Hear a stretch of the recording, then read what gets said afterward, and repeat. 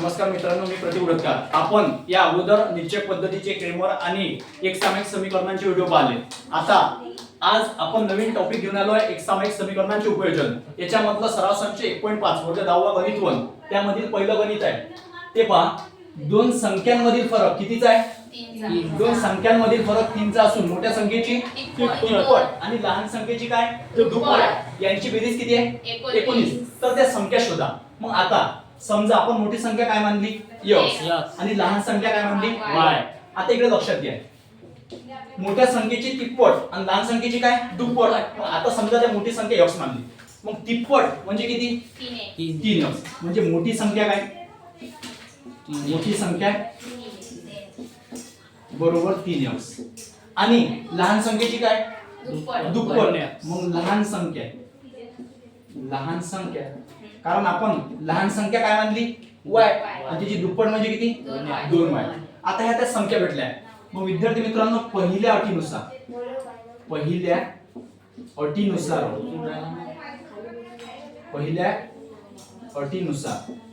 आता विद्यार्थी मित्रांनो, दोन संख्यांमधील फरक किती आहे?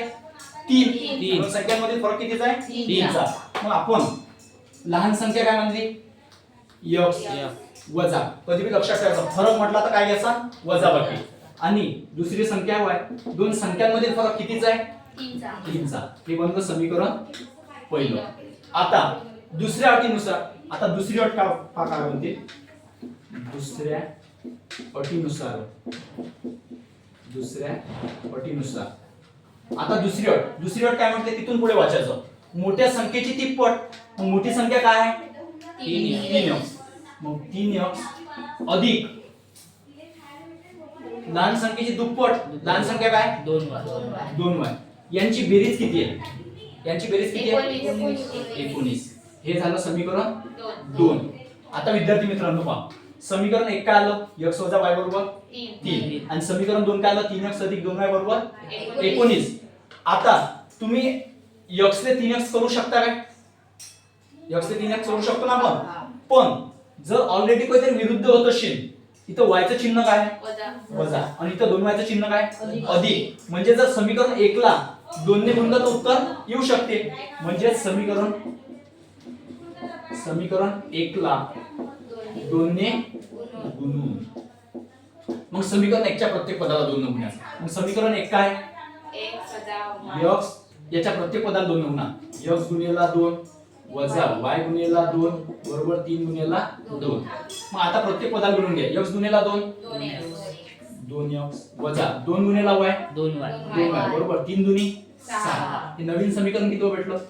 तिसरं. आता मला सांगा, इथं किती आहे? 2y. आणि इथं किती आहे? वजा 2y. अधिक 2y वजा 2y कट होतात. पण आता समीकरण 2 आणि 3 चं काय करावं लागेल? बेरीज की वजाबाकी? बेरीज. कारण ऑलरेडी जे विरुद्ध आहेत, आपण पाहिलं याच्या अगोदर की विरुद्ध असतील ते कट होत असतात. कधी? जेव्हा समीकरणाची बेरीज केली जाते. मग समीकरण 2 अधिक समीकरण 3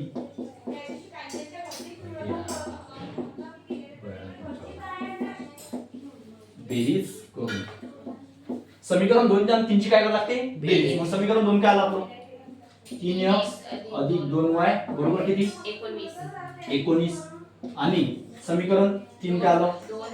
2x वजा 2y बरोबर 6. मग अधिक 2y वजा 2y कटले. 3x आणि 2x किती झाले? 5x बरोबर 19 आणि 6 25. विद्यार्थी मित्रांनो, आपण याच्यातून x ची किंमत काढू शकतो. x बरोबर 25 च्या छेदात जातील 5. 5 ने भाग तुटते. 5 1 5 5 म्हणजे x ची किंमत किती आली? 5. आता x बरोबर 5 आलेली किंमत कोणत्या समीकरण मध्ये ठेवसाल? सांगा. समीकरण 2 मध्ये. म्हणून x बरोबर 5 ही किंमत